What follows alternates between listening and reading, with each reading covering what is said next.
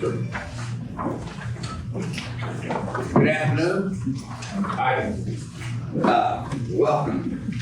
Okay, we're going to call to order the special meeting, public hearing, and tax rate adoption of the Tiki Island City Council on Wednesday, September 28th, 2022 at 6 p.m. in the Public Safety Building. Roll call, Telchik here. Nevlin? Here. Cunningham? Here. Deloso? Kalachek? Here. Popman? Here. Would you please stand and say the pledge of allegiance? I pledge allegiance to the flag of the United States of America, and to the republic for which it stands, one nation, under God, indivisible, with liberty and justice for all. Thank you. Be seated. Citizen comments on agenda items only must be signed in on sign-up sheet, and it is limited to 2 minutes, and it's for comments only.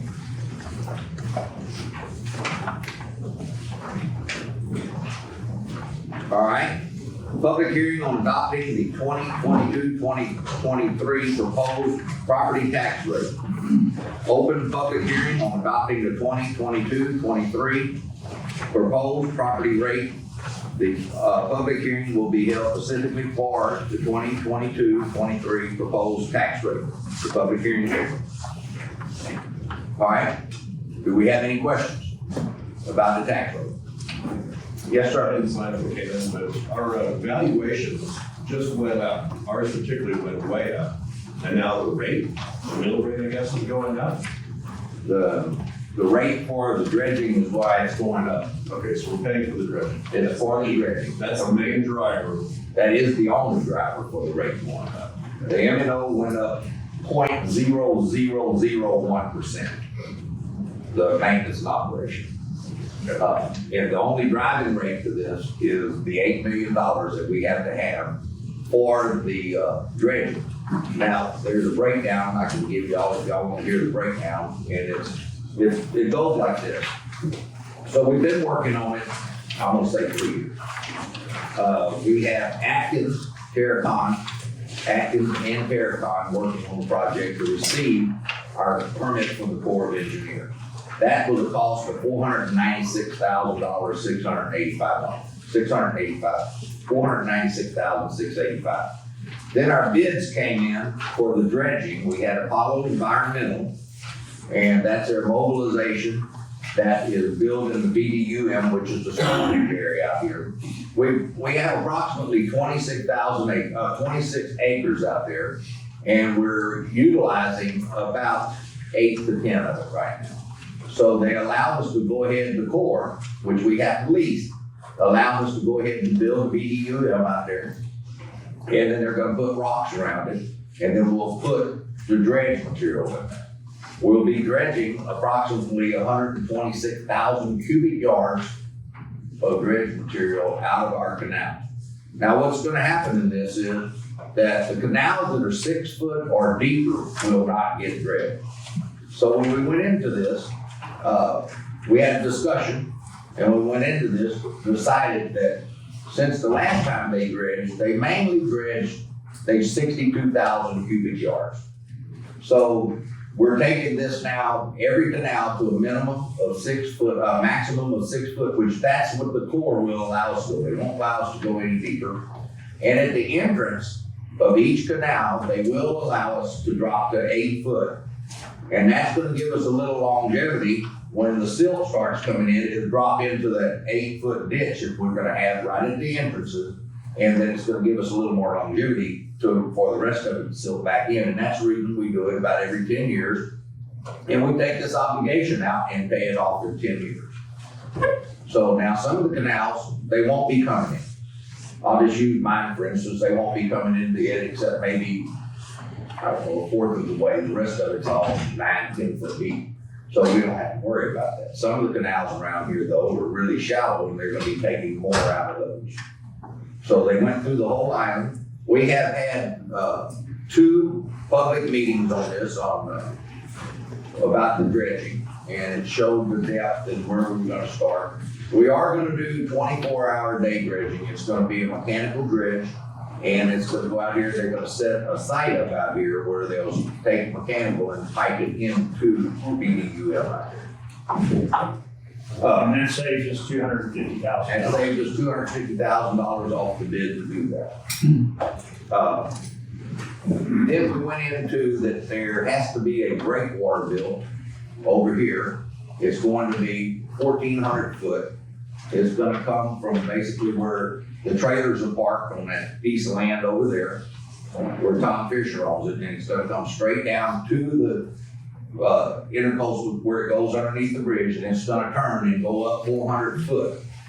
And that is to catch the debris of the silt coming in from the bridge and everything, to keep that part, because that part over there you can walk in. And the last time we dredged, we didn't do that.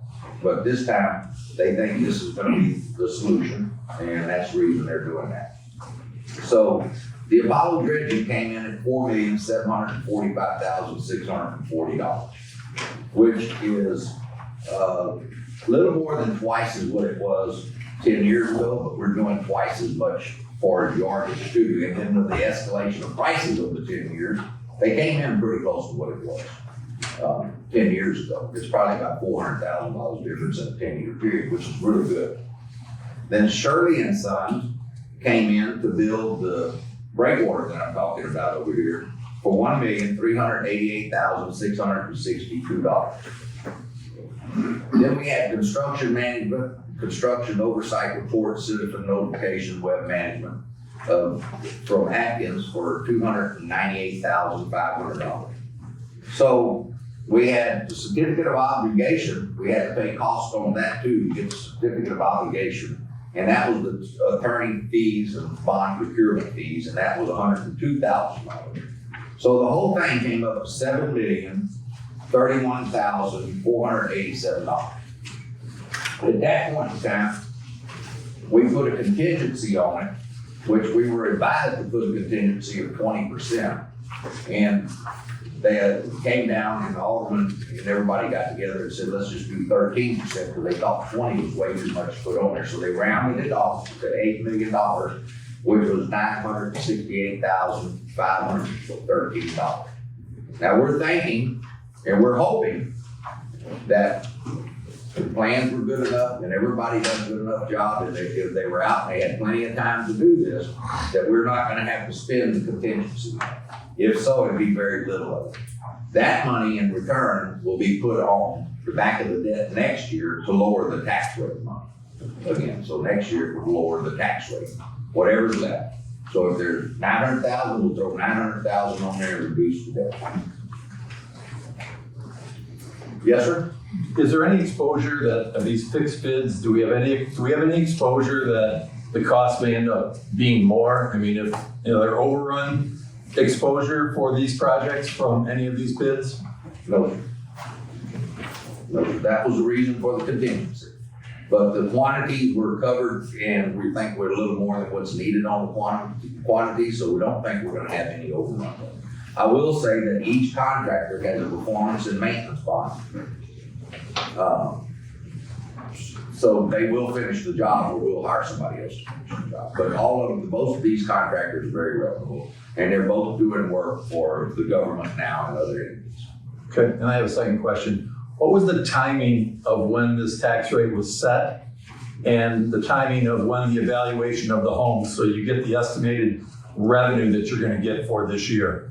Was this done here in the last short period of time? Yes. Or when were the evaluations? We had to wait for the certificate of occupancy to give us their rate first, and then the aldermen got together and they set the tax rate just to cover the dredging project.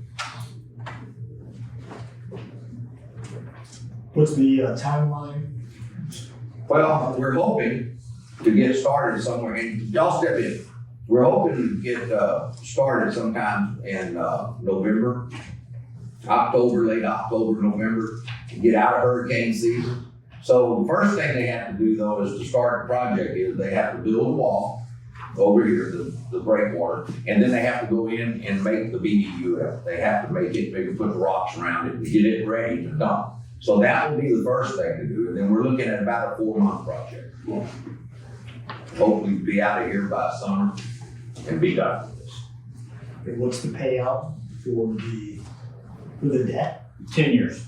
10 years. Yes, sir. Is any of the work that's over here have to do with the needed for the development that's happening? None. No, it's to keep from wasting taxpayer money like has been done in the past, because we've dredged that canal and it silts in immediately. It's a poor use of funds. So we had the engineering study done to determine how we could keep that from happening again. So we could dredge that canal and keep it open for the same length of time as the other canals are staying open.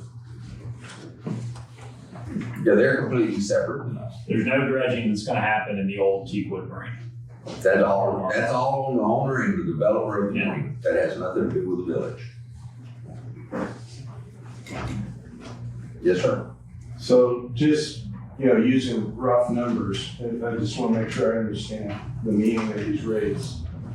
If there's roughly 1,000 homes on Tiki, if you round it up to 10 million total, divided by 1,000 homes, that's roughly $1,000 per home per year, Depending on the right? value of the home, is going to be between $500 and $1,000 a home. Right. So for the next 10 years, well, the average. The average is gonna be that, but whatever we have left off the contingency, is gonna go in there and drop that, and that's gonna help that also. How much did we pay the last time? 2,010,000, but they dredged 62,000 yards, not 126,000 yards. And they didn't have a breakwater in it. So we're doubling the amount, so the dredge part itself is $4,745,000. We were a little over 2 million then, so it's doubled in the value, it's doubled in the quantity, and then the escalation of the pricing in 10 years will come out really good. Good, 3.50. In 2026, come on, How much is that? sitting at just under $1 million right now. Your feet So that is all. Okay, So part of that too is the last bond to pay Tiki Drive from the stop sign to Isles End. That bond's still active, right? I mean, it's our. Yeah, that's still active. So it costs. That was before my time, but yeah, that expires in Till 2026. 26. So you're only, you just finished paying off the last dredge project? Yes, Oh, Yeah. the land use project is paid for. Yeah. Then your road project will be paid for in 26, which that will also drop the rate of our taxes. But I as a resident expect that we'll have to dredge again in 10 years too. It's the nature of the community and where we live. Well, we shouldn't have to do a breakwater in 10 years if it works, right? That's correct. Yes, sir. Can you describe to me where that breakwater is going again exactly? Yes, sir. This last, Hunter, you got that sign right I've there? got a sign right here. If you'll allow me to be kind of white here for a minute. For the team. Almost. So this is the exit out of the intercoastal here. And the breakwater is gonna come across the Tiki Circle Road. And then the engineers designed an L to help direct the sediment to lead it out into the back. So we don't get shown right there. But that's the breakwater is gonna go in right here. And the breakwater is made out of Wood. and it goes all the way down. Yeah, I think there are 20-foot piles that are driven in. Is there any maintenance on this breakwater that will be required or? At this point in time, we're holding on. It's all bolted together, so Yes. you never know. You get a heat over here with my. Yeah. On the picture you have there are different colors for Right. all the different canals. Could you explain what those different colors are? I can. They represent the depths of the canal. So they did an initial survey so we could get some rough numbers. And then they came in with a tri-beam sonar and did a more thorough survey so they could estimate the amount of material. So what you see here on this is the depths of each canal at each location, which goes back to what Goldie mentioned earlier, which is we're not going to dredge every canal every square foot of it. We're only dredging in the places that need it to get to the 6-foot required depth, plus 8-foot sediment basins at the entrance of each canal. Okay, what do the colors mean? And I'm, It's color graded, so if you look over here, so red and purple is really shallow, and blue is really deep. okay. The areas that need to be dredged and areas that don't need to be dredged. Right. Yellow, kind of getting off of the, Yeah, I'm sorry. Where will they start? Well, I wouldn't speak for them. They think they'll start, I think they'll start to the east and work west, but we don't have any control over that, and they can change okay. in a minute. I'm sorry, but we're getting off the agenda items here, going into something that is not on the agenda for us. But I'll be happy to talk to everybody after the meeting if there's Yeah. questions, and all the aldermen will be available to talk after the meeting, but we have to kind of stick to the agenda by law. Okay, Somebody asked back here about the contract. These are in fact lump sum contracts, right? yes. It's not like cost plus or. No. They're lump sum contracts, and they have to give a performance and maintenance bond for each person. All right, if there's no more questions, we're gonna close the public hearing on the proposed property tax rate. All right, we're gonna go to discussion and action items. Discuss and take action to set property tax rate .23145 for the debt service. I'm gonna call everybody by name, and you'll give me a vote. Devlin. Aye.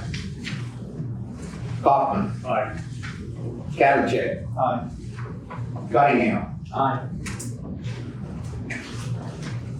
All right, number 6, discuss and take action to set property tax rate of .2416263 for maintenance and operation.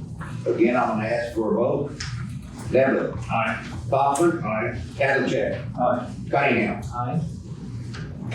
Number 7, discuss and take action to adopt ordinance 09-2202, setting the tax rate of .472668, which is a tax rate increase of 70.71% and making other provisions related to the subject. I'm gonna ask for another vote. This adopts the tax rate. Now I need to get a motion. I'll make a motion that I move that the property tax rate be increased by the adoption of a tax rate of .472590, which is effectively a 70.71% increase in the tax rate. All right? 590. That was different. Okay. That's what it is. We have a motion. Go ahead. What is on our statement here is different than what on the agenda. I need to get that cleaned up. We need to, okay, let's see. That's okay. Thank you. This needs to be the same as this one here. Okay, 668. 668. Make that motion again, please. I move that the property tax rate be increased by the adoption of a tax rate of .472668, which is effectively a 70.71% increase in the tax rate. All right, we have a motion made by Hunter. Now we're gonna take a vote. Neville. Aye. Kaufman. Aye. Cattercheck. Aye. Cunningham. Aye. Motion passes. All right. Special call meeting, general business and action item. A, discuss and approve bridge insurance bids from TML, Kaminsky, and Kaminsky. Can I get a motion to discuss? Motion to discuss. Okay, go ahead.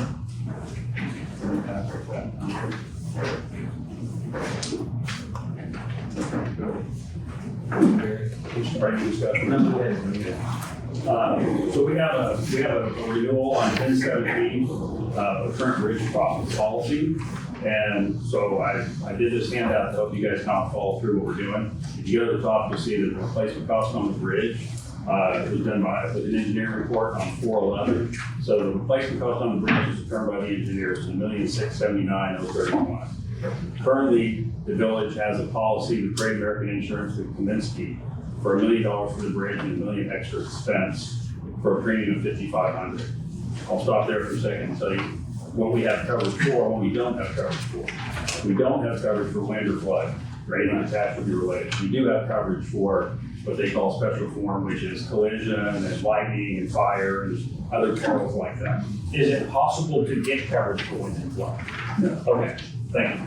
And if it was, we would want to pay for it. So, but there is not possible to get it. Yeah. So we have $1 million on the bridge and $1 million for the extra expense. What the extra expense is really for is should we lose the bridge for some sort of reason. And I know that it's pretty slim, the chances, but if a barge came loose, for example, and ran into it and we lost the bridge, the extra expense would be to put up a temporary bridge or bring in another barge or whatever we had to do to try to continue to have access. So 2 points on that. The first one is the current policy, the $1 million is not enough insurance. We're underinsured on the bridge based on the current replacement cost. So as that policy comes up for renewal on the 17th, we have 2 renewal options with Great American through the same agent. One, the bridge went up to $1.7 million, which is just a little bit over the replacement cost value. The extra expense went down to $900,000. I can't explain why. With the premium of $78.78. The other option was the bridge of $2 million, which I don't know why that number would be there, because you don't want to overinsure something, you don't want to underinsure it. Extra expense of $900,000 for a premium of $87.87. I'd ask Brady to reach out to TML. TML has a property insurance and the liability for the village through the sharing pool that they have, and to insure the bridge at the replacement cost of $1,679,000. An extra expense of $50,000, I'll explain that in a second, because that's what we have in our current policy. The premium's only $1,700. So I spoke with TML, and we've had $50,000 in extra expense for a while, and this is not just bridge related. This is anything related to the village. So if this building burned in a fire, if that building burned in a fire, we had to bring in, let's say, temporary quarters, for example, bring in a trailer or something, and it cost us extra money to operate the village while we were rebuilding or something. That's what extra expense is for. But also extra expense, as we're talking to TML, could be used for that temporary bridge. So one thing that we can do is, if we were interested in going with TML, because their premium is significantly less expensive than the other policy, we could go talk to them and get options on higher limits of extra expense for the village. Could be used for anything, but one of the items it could be used for would be if a bridge was knocked out. And from talking to them on the phone, it should be still less expensive than we're spending now. And we're doing business with a carrier that already has other property coverage anyhow, which I think is not a bad idea. So that's into my analysis. Okay. Brandy, the TML was gonna give us another quote, closer to the actual bridge value, because the quote I had is for 1.4 million. Yes, that's what I have. So the 1.6 came from, I asked them on the phone, when I spoke to them yesterday, I asked them if they were going to insure it for the same value that we have on the engineering report. 1.46 wouldn't matter either way, I don't think, because it's got 80% co-insurance provision to it. So if this is the premium for either, it's still a really good premium.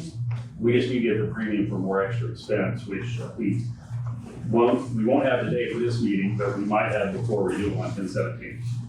Any other discussion on this? Okay, so, Billy, I have a quick question. okay, go ahead. Remind me, the 900,000 that we came up with for these quotes on the other expense, where did that number come from?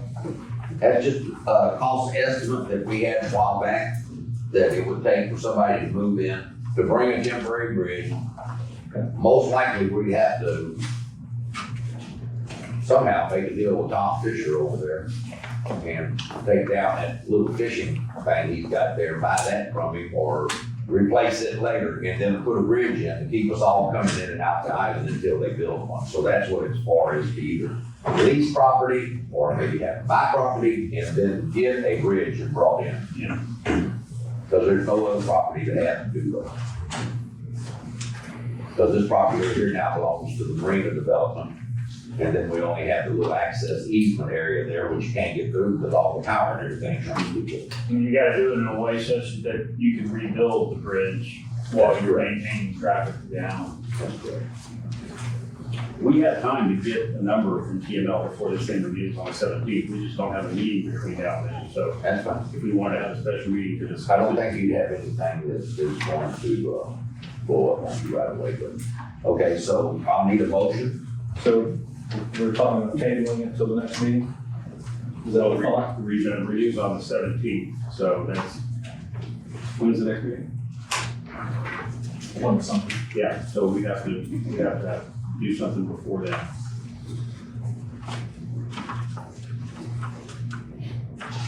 Which we did. We can do that. Yeah. If we have to. If we have to, we can, because the next meeting will be on the 8th. 18th or something. Yeah. Except I just thought some P&L policies or annual policy from October to October every year, right, Brandon? I think it's every year, October 1 to October 1. So to add this to our current policy, we probably have to make a decision on that, which is the direction I would lean anyhow, is to try to get on the P&L policy and then get an extra expense number from them. If that number was something we didn't expect, we could certainly go back to I regular. don't see why we can't just let it lapse and then come back when we have all the information. We'll have coverage till the 17th anyhow. And then you can cover. All right, so until we can get comparison pricing, We're table.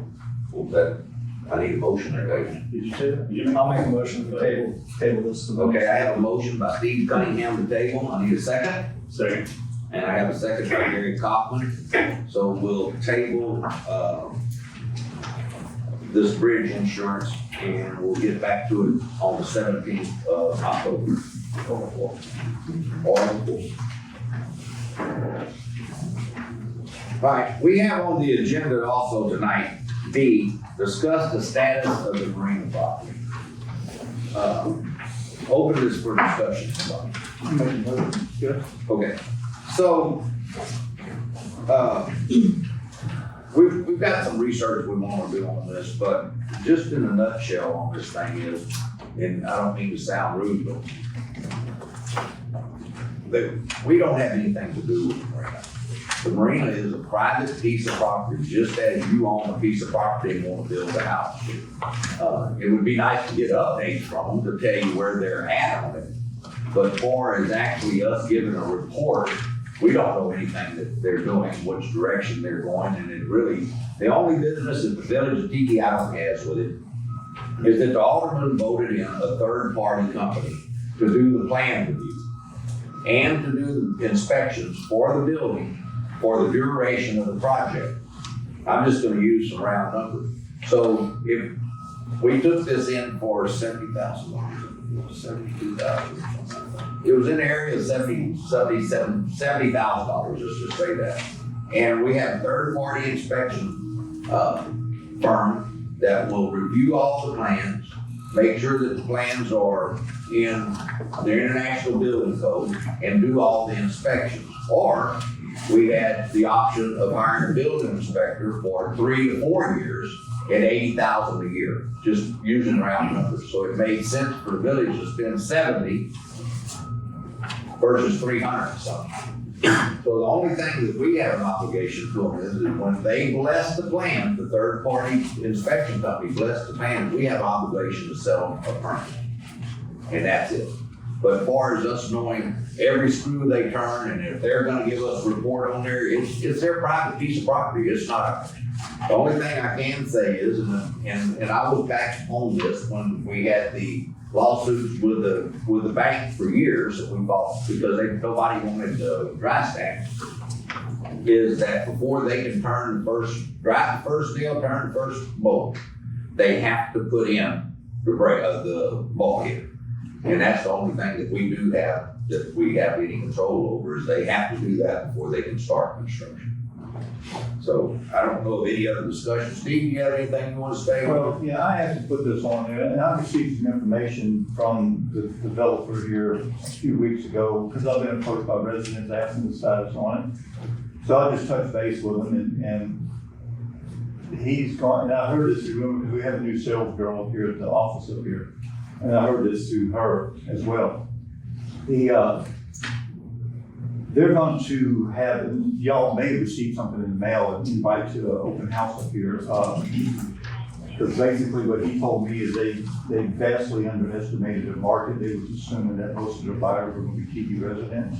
Which I don't know if that makes any sense to me, but anyway, that's what he told me. So maybe we can get information next week when he has his open house and serves wine and everything down here.